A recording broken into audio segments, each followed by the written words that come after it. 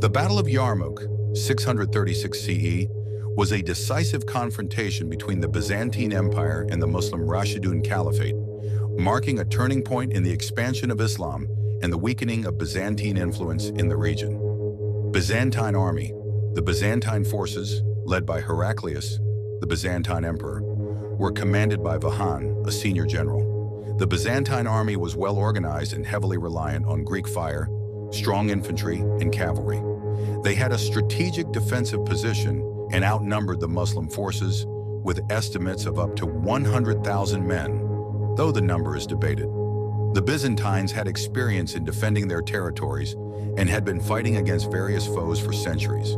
However, their army was divided and lacked coordination, which would ultimately be a disadvantage against the more unified Muslim forces. Muslim army. The Muslim army was led by Khalid ibn al-Walid, one of the most skilled military commanders of the Rashidun Caliphate. The Muslims were significantly fewer in number, estimated at 25,000 to 40,000 soldiers, but they had the advantage of unity, fervent religious motivation, and innovative tactics.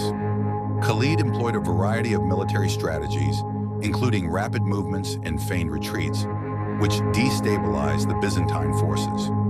The Muslims had gained confidence from previous victories in the region, particularly after the conquest of Syria and Iraq. Initial skirmishes and strategy. Byzantine strategy. The Byzantines initially sought to use their numerical advantage and superior equipment to overwhelm the Muslim forces.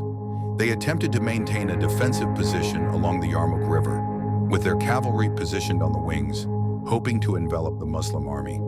Their plan was to wear down the Muslim forces through attrition. Muslim strategy. Khalid ibn al-Walid, an experienced and strategic commander, used his smaller but highly mobile forces to outmaneuver the Byzantines. The Muslim strategy relied heavily on flexibility, speed, and the ability to respond to changing situations quickly. He managed to avoid direct confrontation with the bulk of the Byzantine army at first, instead focusing on harassing and disrupting their forces. The battle's phases. First phase, early skirmishes and positioning. The battle began with small-scale skirmishes, where both sides tested each other's strengths and weaknesses. The Muslims maintained a defensive posture initially, holding their ground and waiting for the right moment to strike. Heavy fighting and tactical shifts. As the battle progressed, the Byzantines tried to press their advantage, launching several attacks against the Muslim lines. Khalid used his cavalry to strike at Byzantine flanks and exploit weaknesses. The Muslims also used the terrain effectively, setting up strong defensive positions, including making use of the Yarmouk River's natural barriers to limit Byzantine mobility. A key moment in this phase was when Khalid executed a series of bold counterattacks and feigned retreats to draw the Byzantine forces into vulnerable positions. The Muslims also used their light cavalry to harass Byzantine supply lines, further stretching their resources. Third phase, crisis for the Byzantines. As the battle wore on, the Byzantine army began to experience logistical difficulties and internal disarray. A significant turning point came when the Byzantine left flank was overwhelmed by Muslim cavalry, which exploited a gap in the Byzantine lines. The disarray among the Byzantine forces became evident, with their cavalry being forced to retreat. The Byzantines attempted a final desperate push to break through the Muslim center, but Khalid, anticipating this, reinforced his positions and used his reserve forces to crush the assault. This caused further confusion and panic within the Byzantine ranks. Khalid's leadership and strategic genius. Throughout the battle, Khalid ibn al-Walid's leadership was crucial. His ability to maintain discipline and morale in his troops, as well as his tactical flexibility, proved decisive. He knew when to retreat, when to hold the line, and when to strike with overwhelming force. His use of feigned retreats, ambushes, and quick cavalry movements outsmarted the larger Byzantine army, rendering their numerical advantage useless. Final collapse of Byzantine forces. As the battle entered its final stages, the Byzantine forces were thoroughly encircled. Their morale collapsed due to their inability to break the Muslim lines, the overwhelming pressure from the Muslim cavalry, and the realization that the battle was lost. Many Byzantine soldiers attempted to flee, and their retreat turned into a rout.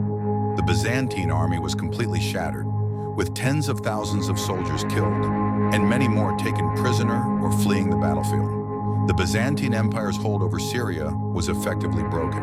Aftermath and consequences. Muslim victory. The Rashidun Caliphate's victory at Yarmouk was a decisive one. The defeat of the Byzantine army led to the loss of Syria to the Muslims, paving the way for the subsequent Muslim conquest of the entire Levant and even parts of Anatolia. Byzantine losses. The defeat at Yarmouk was a catastrophic blow to the Byzantine Empire. While the Byzantines would continue to resist in the region for years, they could never fully recover their lost territories.